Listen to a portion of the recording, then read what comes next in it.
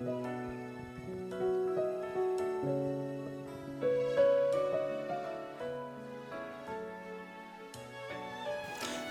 kuri Heart to Heart with Ambassadors, aho uko waba umeze kose ibihe waba urimo byose bigiye bitandukanye, aho uri hirya no hino ndakwifuriza kugira ibihe byiza. Wowe uri mu bihe byiza reka nkubwire ko ukwiye kujya ufata umwanya ukazirikana gushima Imana, kuko burya mu buzima habamo ibintu bigiye bitandukanye. Ariko kandi nawe waba uri guca mu bikugoye, ndagira nkubwire ko buriya mu ijuru hari Imana, ugomba kwihangana. Uyu munsi biba bibi, ejo bikaba byiza, niko ubuzima bwubakitse. Nitwa Mukunzi rero, guhaye ikaze muri uyu mwanya tugiye kumva inkuru y'ubuhamya. Ni inkuru y'ubuhamya bw'umuvandimwe, inkuru ibabaje ariko kandi ni inkuru igaragaza uburyo Yesu Kristo akiza. Reka muhe ikaze. Murakoze cyane, Imana ibahe umugisha. Mbere rero yuko dukomeza byinshi n'ubuhamya umuvandimwe atuzaniye, nagira ngo dufate aka kanya ubundi twiragize Imana. Uwiteka Mana ihoraho, izina ryawe niryubahwe. Tugushimiye kuri Imana ikiza, tugushimiye kuri Imana yita ku bana bawe. Turakwinginze ngo imigambi yose udufiteho ujye uyidusohoreza. Turakwinginze ngo mu mbaraga nkeya dufite nk'abantu, imbaraga zawe zijye ziba arizo ziduherekeza, kuko nkatwe ubwacu nk'abana abantu ntawe twakwikiza. Tukuragisha iki kiganiro, ubutumwa buza gutangirwamo buze kuba urugero rwiza ku bantu bose bazabasha gukurikirana iki kiganiro aho bazaba bari hose. Mu izina ryawe rigira niho tubisabye twizeye, amen. Turabashuhuje cyane kandi tubifuriza amahoro ya Kristo. Nitwa Tuyisenge Salomo, nkaba ndi umudivantiste umunsi wa karindwi. Navukiye mu itorero, ariko bitewe no kuvukira muri kamere y'icyaha biba ngombwa yuko mba umunyabyaha. Byaje no kugaragara ubwo nageraga muri gereza, turaza kubigeraho. Ibyo muri make ibigaragaza uburyo urubori rw'icyaha ruri mu kiremwa muntu kuri isi. Yego Salomo, uti navukiye mu itorero ry'abadivantiste umunsi wa karindwi, ariko nza kwisanga ndi muri kamere y'icyaha, kamere yo gukunda ikibi, kamere yo gukora ikibi. Salomo, wadusangiza ubundi mu buto bwawe byari bimeze bite? Ibi bintu waje kubyisangamo gute ku buryo ugeraho ukavuga uti ibintu nari ndimo rwose biteye agahinda? Murakoze cyane. Muri rusange Umunyarwanda yaciye umugani ngo ushaka gukira indwara arayirata. Akaba ariyo mpamvu nanjye nifuza gusangiza abantu ubuhamya bw'ubuzima bwanjye, ubuzima bw'amateka atari meza, kuko nifuza kuyavamo burundu, kuko nifuza kubizinukwa ubutazongera kubisubiramo. Kuva nyiri umwana mutoya niga nko mu wa mbere primaire, mfite imyaka nk'irindwi ndabyibuka. Mu rugo iyo basigaga amafaranga ku meza ntago bayasangaga, iyo babaga bazi ko mari nahitaga nyatwara. Ariko mu rugo nyine kuko twajyaga tujya gusenga rimwe na rimwe, ariko nkajya gusenga nabikunze, bakagira ngo ni ka kaboko karekare k'abana, nza kubikurana. Ikintu cyose kibuze mu rugo bikaba bizwi ko ari njye bagitwaye. Sinzabyibagirwa umunsi mama yigeze kubura amafaranga, kubera ko yarazi ko ikintu cyose kibuze mu rugo ari njye bagitwaye. Ayo mafaranga ntabwo yari yanayabuze, ahubwo aho yari yashyize munsi y'umusego yari yayobye, asa nkaho igiye hirya. Yubuye umusego gatoya aho yayashakiraga yarasanzwe, asanga ntabwo ahari. Ahita avuga ati wa mwana yayatwaye. Aza kundeba, aje kundeba arambaza ati ya mafaranga yagiye he nasize hariya? Namubwira ko ntayatwaye, kubera ko yarazi yuko ikintu cyose kibuze mu rugo ari njye bagitwaye. Mama arankubita, kubera ko nabaga nzi yuko ninza kwemera yuko ikintu ari njye bagitwaye, nabaga nzi ko ari buhita ndeka. Arankubita, arambwira ati amafaranga wayatwaye.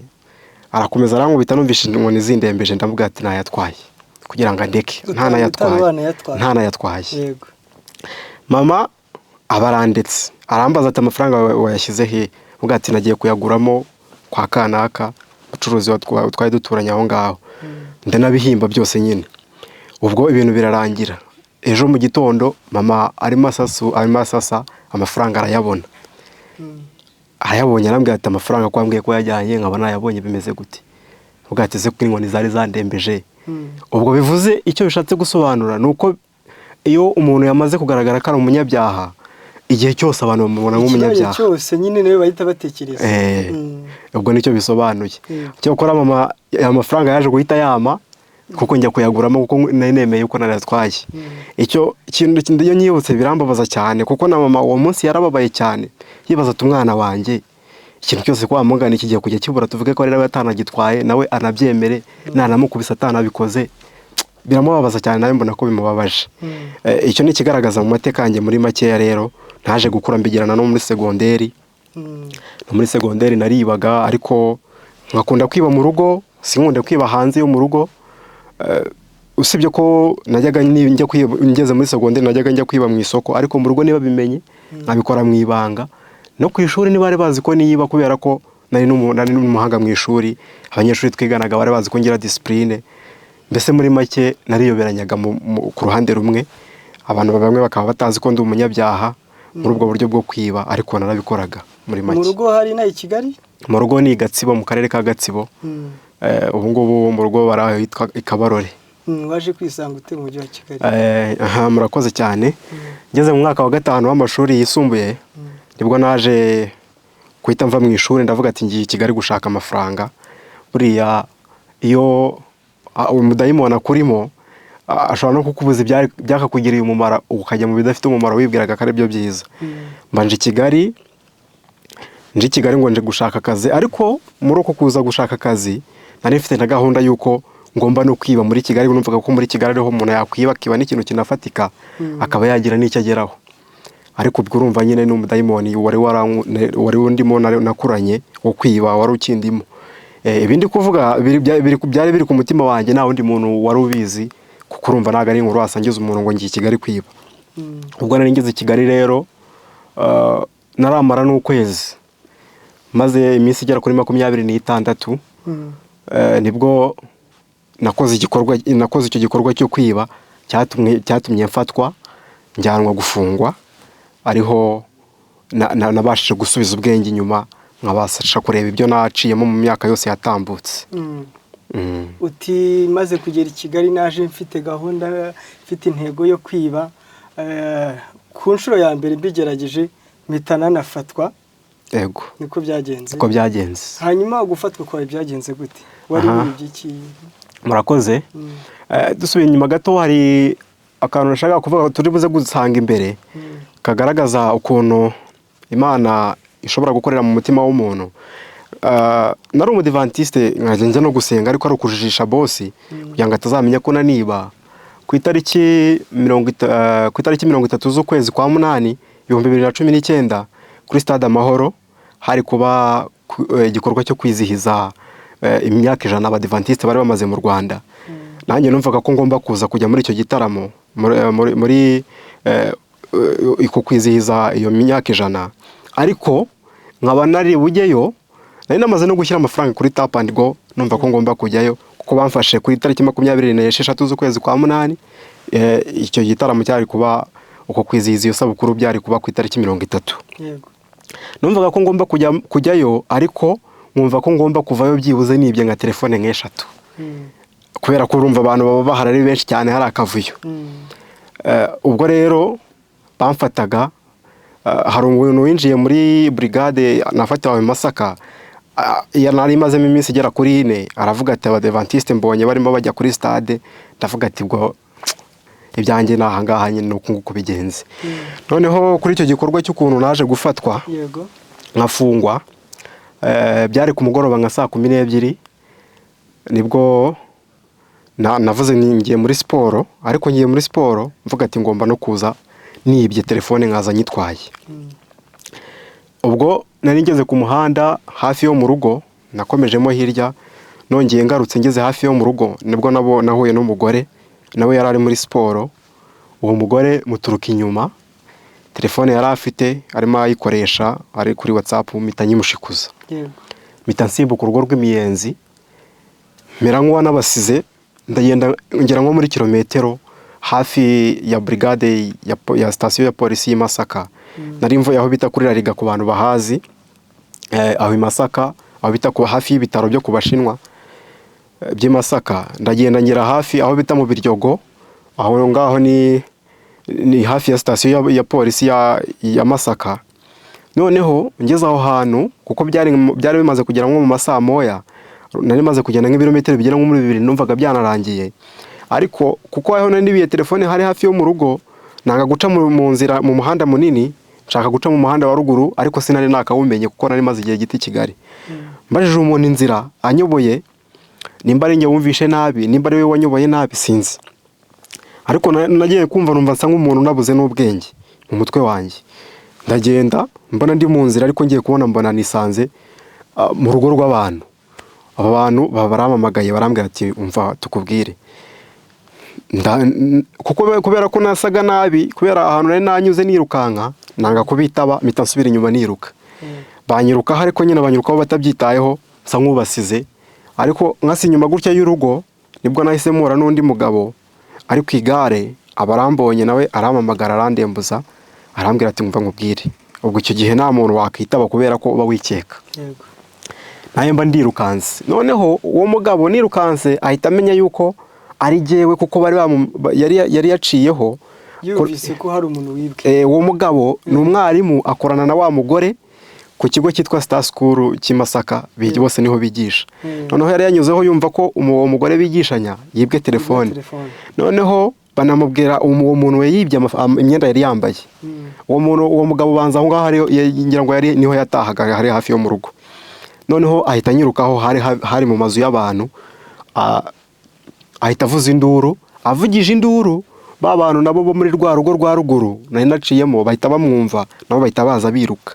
Kumba abo bantu bari abapolisi bo muri rwa rugo, bari abapolisi bakora kuri iyo sitasiyo ya polisi y'Imasaka. Baguhamagaye mbere.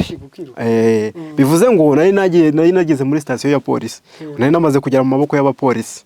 Sibyo ko bari bambaye civil, bari basanga bavuye ku kazi, byari nimugoroba. Ubwo abaturage mpita ninjira mu gipangu, abaturage bahita bahamfatira. Nashima n'Imana cyane yahandokoreye, kubera ko abaturage baramfashe batangiye kunkubita, abapolisi bahita bahagera. Iyo abapolisi batahagera, abaturage baba baranyishe, kuko bari kungirira nabi rwose, kuko baravuze bati idore nibo batuzengereje. Ubwo nyine bahita bumva ko n'ubundi na babandi bandi babajura bose bajya bumva, bahita bavuga ati n'uyu nguyu baratuzengereje. Ubwo abapolisi bamaze kuhagera bahita bamfata, umwe ahita babwira ati mu mwihorere, yageze mu maboko y'inzego z'umutekano. Twateye nk'indambwe zitarenze 10, twinjira mu gakari k'inyuma, babanyirije muri sitasiyo ya polisi. Ubwo ndavuga ati nari ndi kuri sitasiyo ya polisi nabizi, bimeze nk'aho ari igihe bijyanye gufungwa. Ariko ibi bintu nubwo ndi kubivuga gutya, abantu baze gukurikira baza kumvamo ukuntu mu gufungwa kwanjye nsanga harimo ubushake bw'Imana. Bwari kugira ngo Imana ibone uko nyereka inzira ngomba kunyuramo, kugira ngo n'icyo gikorwa mbe nakizinuka cyo kwiba, kuko wenda nari no kuzabipfiramo. Ubwo bakimfata bangejeje muri brigade, namazemo iminsi igera kuri 5 mu rugo batazahomba, na boss wanjye atazahomba, bose byarabayobeye. Ariko nza kuvuga ni boss wanjye, kuko twakoranaga kandi akaba ari mama wamunyoherejeho. Ubu mama arimo aramubaza ati umwana wanjye ari he? Vuga ati boss wanjye ashobora kwikanga nawe ansanze muri gereza, bamubaza ati umwana yagiye he? Bamamagaye boss mubwira aho ndi, aza kundeba, ariko atari ku munsi wa visite, biba ngombwa ko asubirayo tutabonanye. Ariko genda naramubonye ko yahageze, narungukiye mu idirishya. Noneho ubwo kuwo munsi hari hashize iminsi igera kuri 5, kandi niyo umuntu abasabwa kumara muri sitasiyo, banyohereje muri parike cyangwa se mu bushinjacyaha.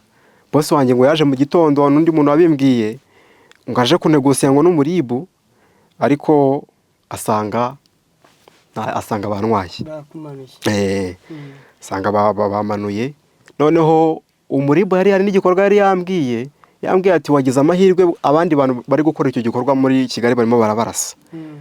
Naho ngaho numva ngize ubwoba, nshima Imana, ndavuga ati ubwo batandashe, ati ihura na patrouille bataba bakurashe. Ubwo mba ngize mu bushinjacyaha.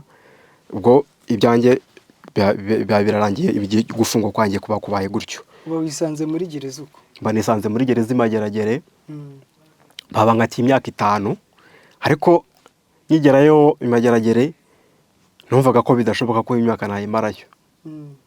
Numvaga ari ibintu bidashoboka, numvaga isi nyituye hejuru. Noneho natekereza n'ukuntu hari abantu bamfataga nko ku ishuri, nk'abanyeshuri twiganaga, ntabwo bari bazi yuko ndi umujura.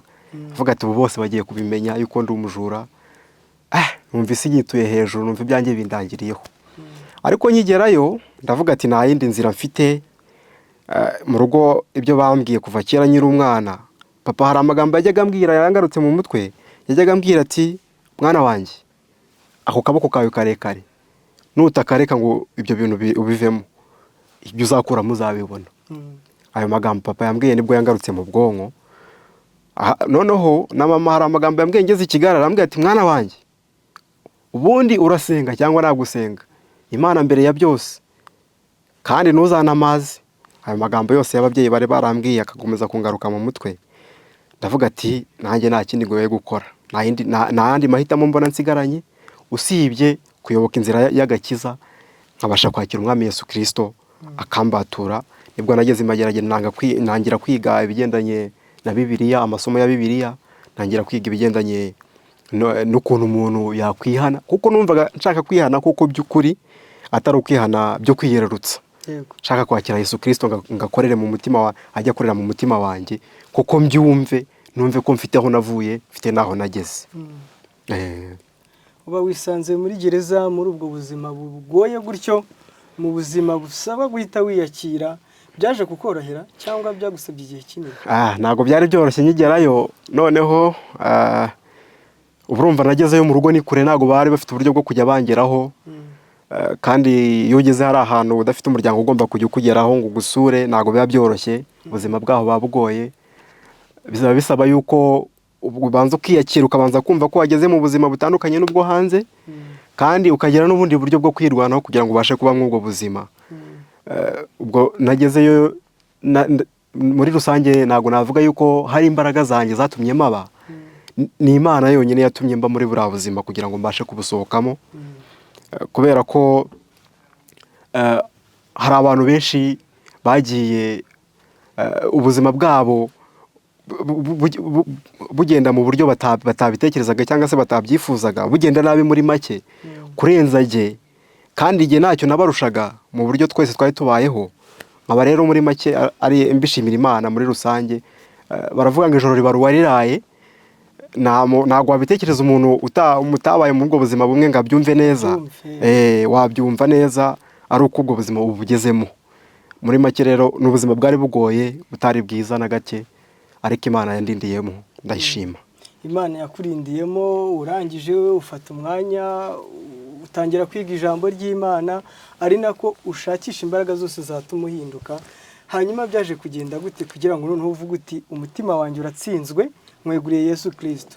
Iyo nzira yatangiye iti? Murakoze cyane. Ubwo nari maze kwiga Bibiliya, mazemo nk'imyaka igera muri 3 muri gereza, numva mfite akayihayiho cyangwa se mfite ubushake cyane bwo kwihana nkakira Yesu Kristo nk'umwami n'umukiza. Ariko muri uko gufata icyemezo, kwiba byo nari narabiretse, numva narabizinutswe. No muri gereza nta muntu banangira ubuhamya uburyo nitwaraga muri gereza, mbese muri make ntago nitwaraga nabi. Ariko njye muri jye ku giti cyanjye nkumva hari ukuntu ntaragera ku rugero rwo kwihana. Nkabona ndakora ibyiza, nkabona ndabivanga n'ibibi, nkabona haracyarimo utuntu tumwe na tumwe tunyereka ko narihana by'ukuri. Noneho ubwo maze imyaka igera muri 3 n'amezi 5 muri gereza, kandi mbona narize Bibiliya, mbona ibyo nsabwa naramaze kubikora, ariko nkumva hari imbaraga ikibura muri nge yo kwihana by'ukuri yansindira icyaha muri rusange. Ubwo hari ku itariki 14 z'ukwezi kwa 12 mu mwaka wa 2023, umwaka ushize. Yego. Ubwo naje kurota inzozi, ndota inzozi mbona ngo natashye. Urumva naburaga amezi agera muri 7 ngo nahe. Ndota natashye, ariko nyegera mu marembo ya gereza mbona abantu baje bansanga birukanka bafite imihini, bavuga ati mugifate icyo gisambo kibye, kandi bandekuye ngo nahe. Ariko mbona abandi bantu bahise baza mu marembo ya gereza bavuga ati mumufate yibye. Mitashigukira hejuru, shigukiye hejuru, izo nzozi mpita nzitekerezaho, mpita mbona ko ntemerewe kuba hanze, kandi no muri gereza ntemerewe kuhaba. ubwo icyo byasabaga, icyo nabonaga ni uko byahise binyereka ko nyiri umunyabyaha hari icyo nsabwa kugira ngo nihane, kugira ngo mbashe gusohoka muri gereza. Ubwo nibwo nahise mfata umwanzuro. Hari umubyeyi twari twariganye ibijyanye n'ubutumwa bwiza, gutsindishirizwa n'ubuntu kubwo kwizera, ukuntu umunyabyaha yihana akava mu byaha, akabaturwa, akava mu isayo y'ibyaha, akabivamo koko. Arambwira ati hari n'igihe bisaba yuko umuntu arara ataryamye, arara adasinziriye, asaba imbabazi z'ibyaha bye yakoze. Ndavuga ati iki kintu nanjye ntabwo nigeze nyikora n'icyo mbura. Noneho ngewe nahise ninyitangira ku iyo tariki ya 14 ndagitangira, ndavuga ati nanjye mpita niyemeza, ndavuga ati kuva uyu munsi Mana ndashaka ikimenyetso kinyereka yuko nababariwe ibyaha byanjye, sinzongera gusinzira, nabonye ikimenyetso nababariwe ibyaha byanjye, ndashaka ikimenyetso kinyereka ko nababariwe ibyaha byanjye.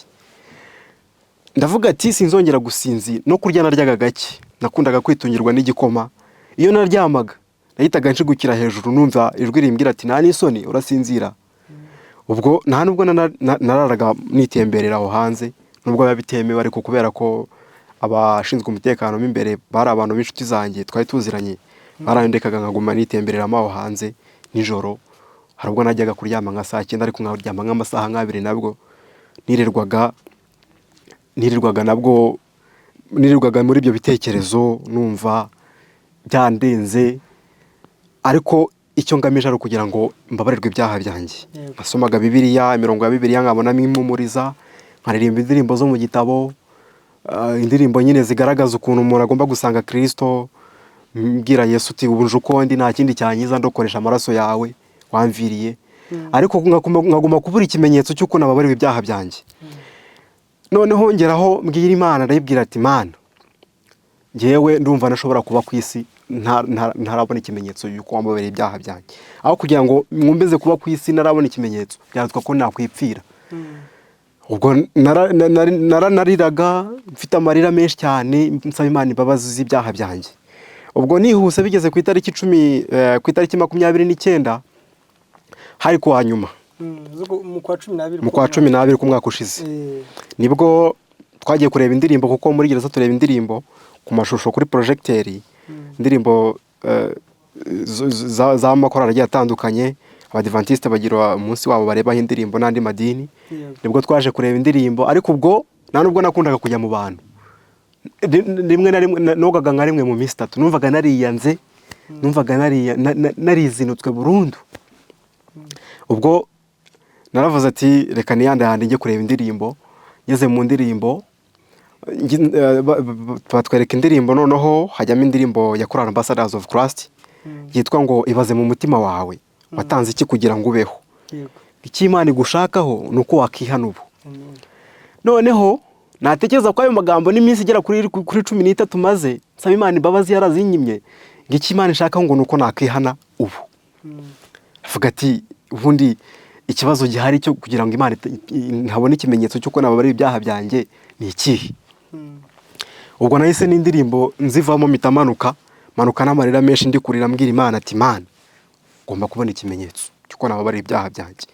Iryo joro ntabwo nasinziriye, ariko muri iyo ndirimbo muri refrain niho bavuga ngo ngibaze mu mutima wawe, ngibaze mu mutima wawe watanze iki ngubeho. Noneho haraho Muzehe Sozi, Mwarimu Sozi abarimo kwatona avuga ngo wowe ikimana igushakaho nuko wakwihana ubu. Ngo wowe avuga iryo jambo wowe, umva ko ari ari kuvuga, umva ari kubwira rwose. Noneho ku gitero cya kabiri ngo hari ikibabaza Yesu, ngo abantu aho kugira ngo bamwumvire ngo bahugira mu by'isi bizashirana nayo. Avuga ati Yesu nanjye naramubabaje bihagije, ariko ndashaka ko ambabarira ibyaha byanjye. Ubwo bukeye bwa ku itariki 30 nibwo Choral Ambassadors yari buze kuririmba muri gereza. Bukeye bwaho noneho bahageze, numvaga yuko nari munagiye, kuko numvaga nagomba no kujya no mu bantu, numvaga nariyanze burundu. Ariko ndavuga ati Choral Ambassadors ndabakunda, ntago nareka kujyayo, nabwo ndoga njyayo mu materaniro. Noneho korali ikihagera, hari umuvandimwe witwa Mutabazi Joseph yahise afata mikro, arimo asuhuza nyine abizera ngo kuko bari bakihagera.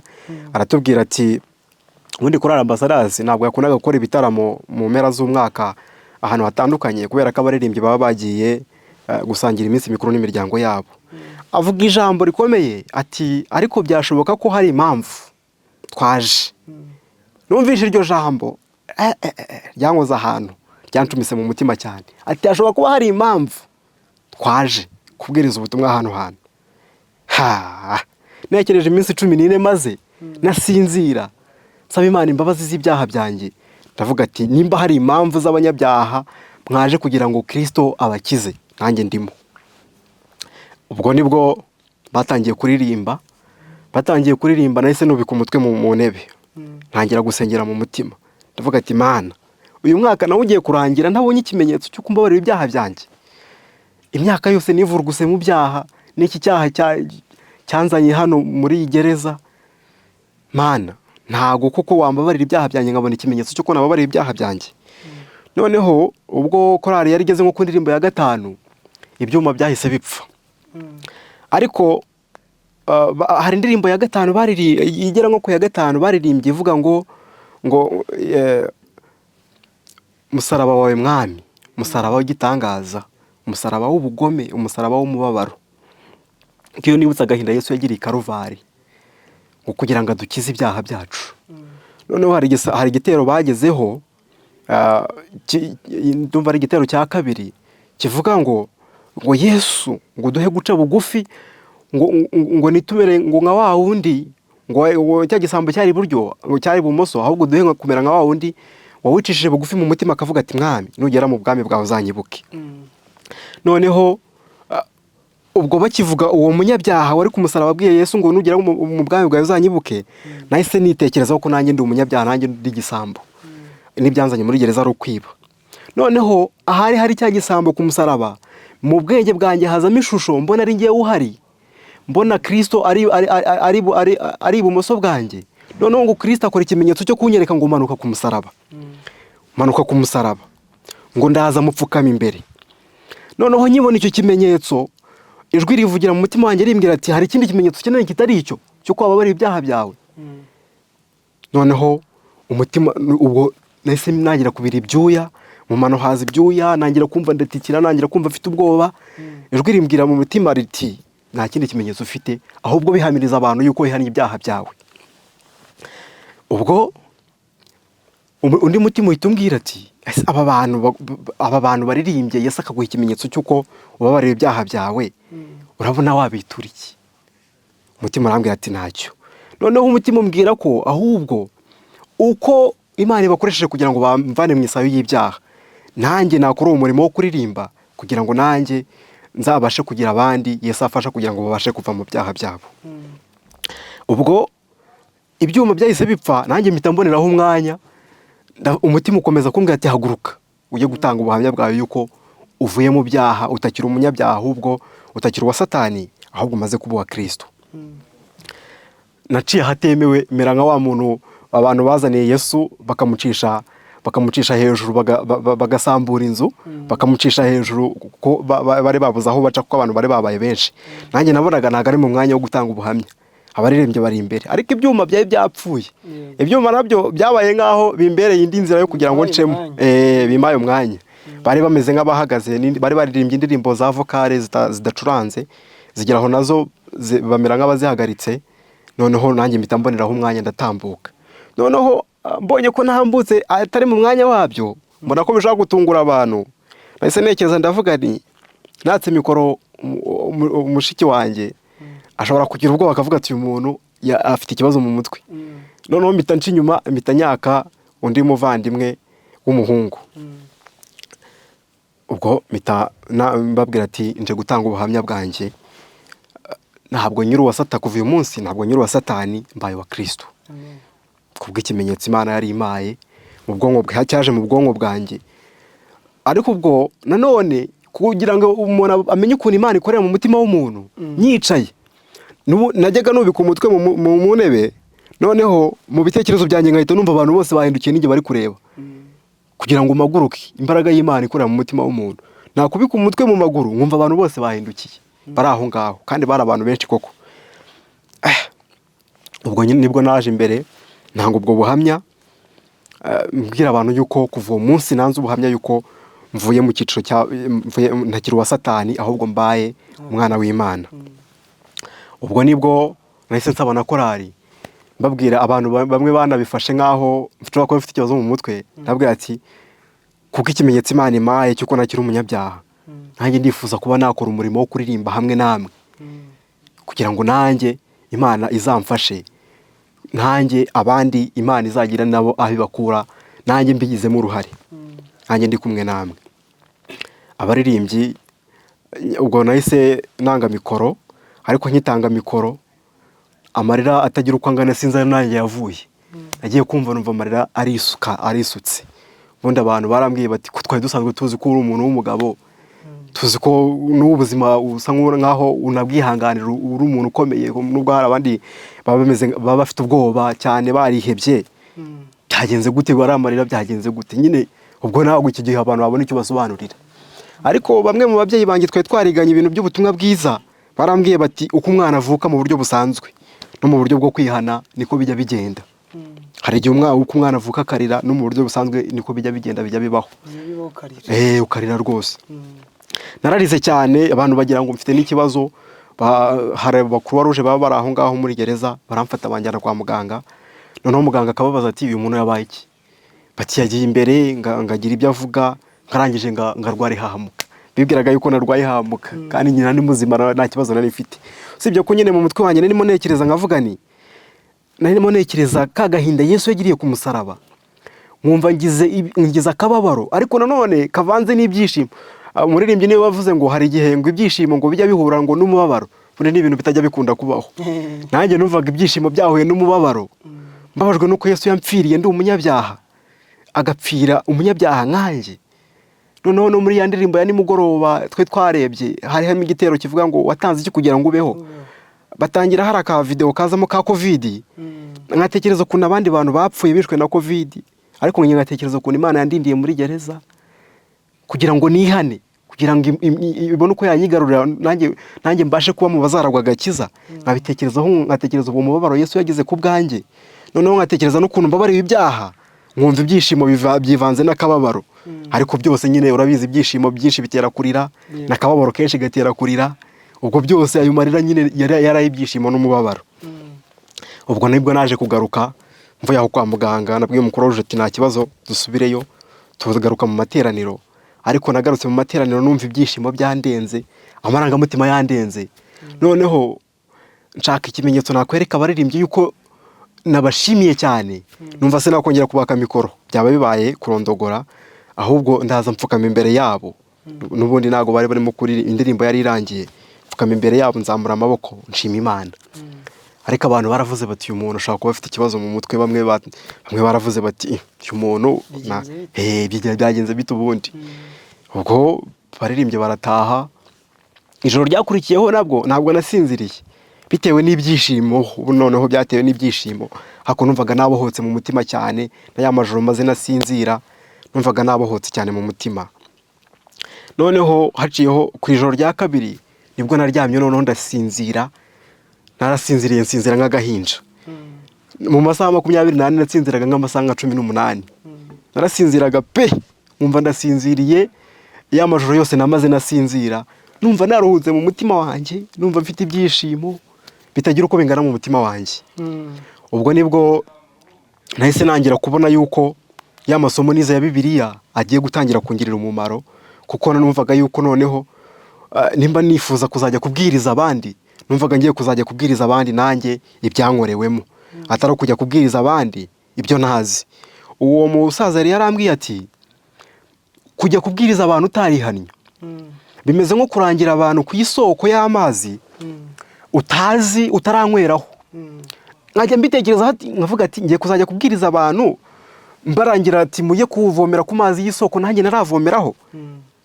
Bikambabaza cyane, ariko ubwo numvaga yuko noneho ubwo maze gutera iyo ntambwe ngiye kujya mbwiriza abantu ibigendanye nuko nanjye iby'imbaraga ya Kristo kuri umunyabyaha mu isayo y'ibyaha, ariko nanjye byarankorewemo.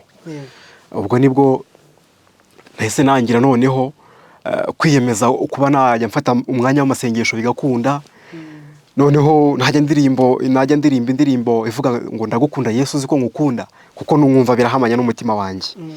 Ubu noneho nkabashima Imana yuko nabashije kuva muri gereza, Imana yansohoye muri gereza. Ubu ndi hano, nanjye hano tuhita mu gihugu, abari muri gereza bahita mu gihugu.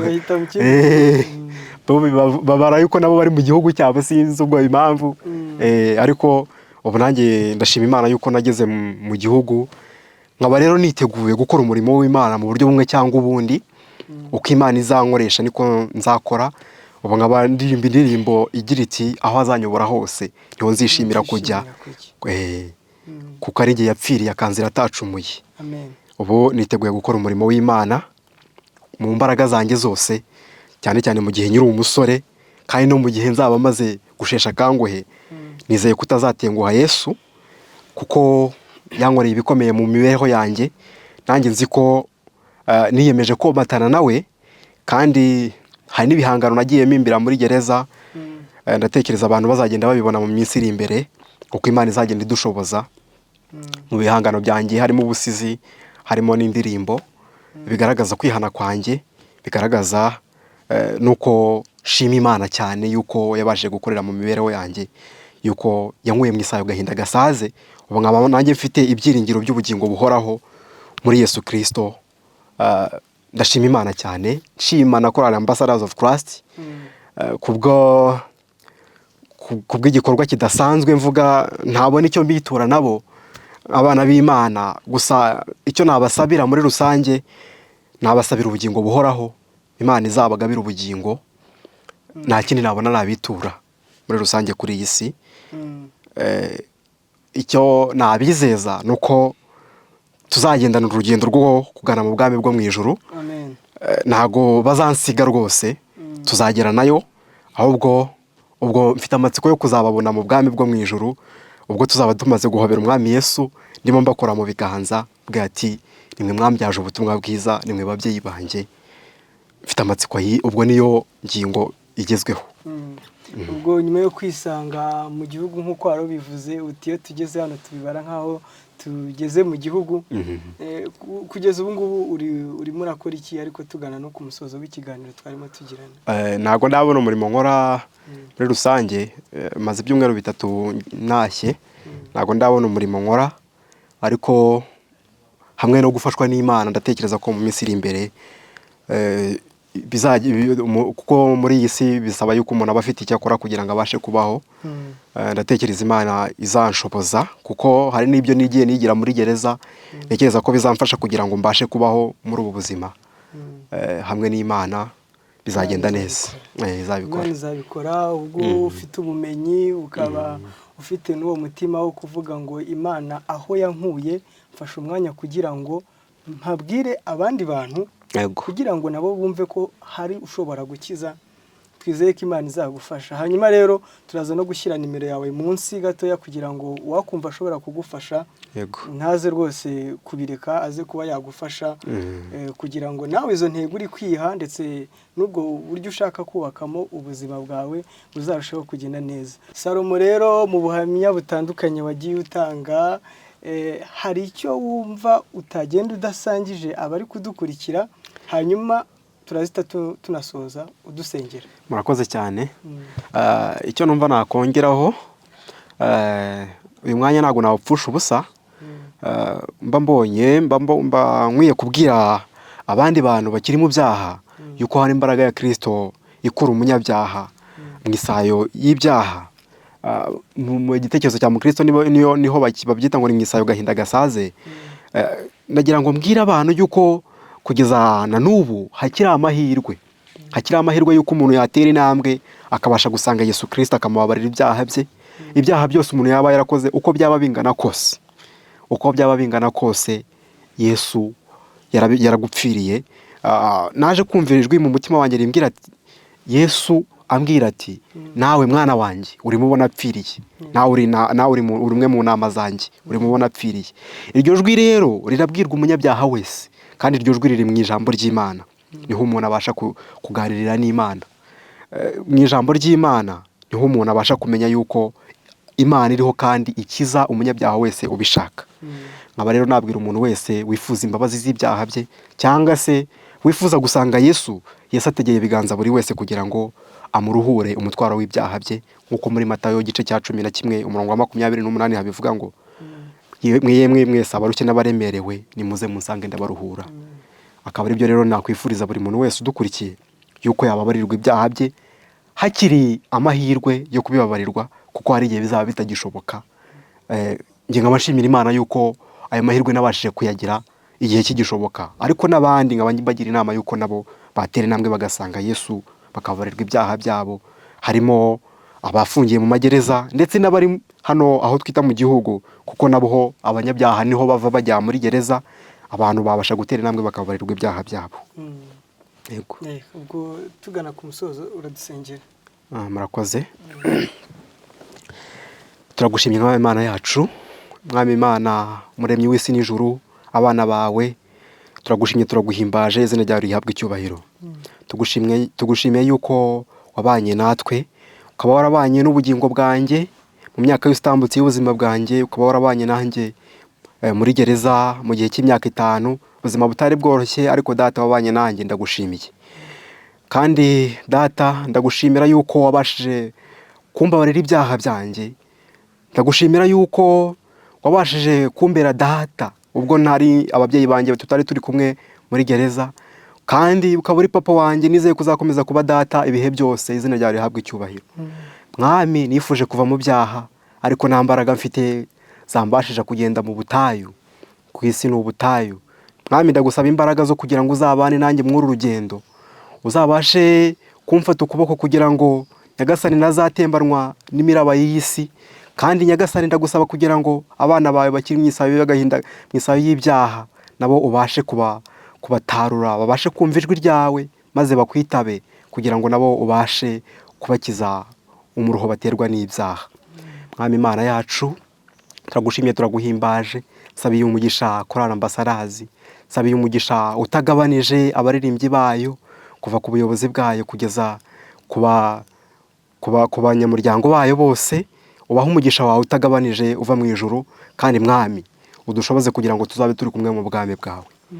Turagushimye, turaguhimbaje rero, ukomeze kubana natwe no kuturinda, ukomeze kubana nanjye muri ubu buzima bwo hanze, kuko nabwo babusaba yuko dukomeza kubaho tugukiranukiye, ugendane natwe, ibyo ukunda kandi ushima bikomeze kubana natwe ku bwa Yesu Umwami wacu. Amen. Ni nahangaha rero dusoreje ikiganiro twarimo tugirana n'umuvandimwe Salomo. Ikiganiro kibandaga ku buhamya afite, ubuhamya bw'uburyo Imana yamukuye mu bujura, Imana ikaza kumukiza, Imana ikaza kumwereka inzira nziza akwiye kunyuramo. Nawe waba uri guca muri ibi ngibi ukaba wumva udafite uburyo wakira, nagira ngo nkubwire ko inzira ari imwe, ariyo gukurikira Yesu Kristo, kuko niwe wenyine ushobora kugukiza. Nagira ngo nkubwire rero, nubwo byaba bigukomereye, gerageza mu mbaraga nkeya nk'umuntu ufite, byose ujye ubyereka Imana, izajya ibikora. Nahangaha rero dusoreje, reka mbifurize kugira ibihe byiza.